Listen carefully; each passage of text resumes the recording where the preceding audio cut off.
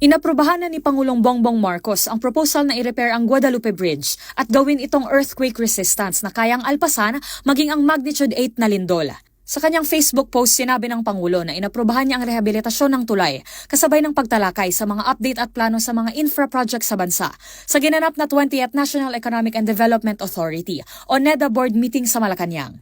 Ang rehabilitasyon ng Guadalupe Bridge ay bahagi ng Metro Manila Priority Bridges Seismic Improvement Movement Project na layong patatagin ang mga transport networks sa bansa bilang paghahanda sa mga kalamidad gaya ng lindol.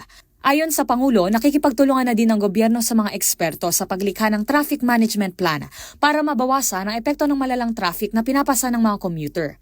Ayon kay NEDA Director General Arsenio Balisacan, ang project na ito, bagamat may opisyal na pondong natatanggap mula sa Japan International Corporation Agency, ay nakatag na may problematic na funding sa NEDA dahil sa mga delay sa implementasyon nito. Kaya naman sa pagtitipon, siniguro ni Balisacan na matalakay ang request ng karagdagang pondo at ekstensyon sa implementasyon ng proyekto.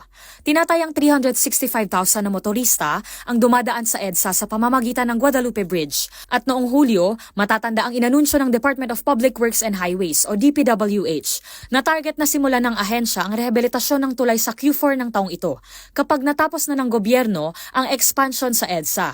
At ngayong aprobado na ng Pangulo ang proyekto, inaasahan na mas mapadali pa ang implementasyon nito. Kasabay nito, tinalakay din ang rehabilitasyon ng Lambingan Bridge at dagdag pa ng Pangulo, nakatutok na din aniya ang NEDA sa modernisasyon ng Lagundingan International Airport sa Mindanao na inaasahang magpapasigla ng ekonomiya ng rehiyon, dulot ng mas pinahusay na travel experience. Para sa MBC TV Network News, ito si Rose Babiera.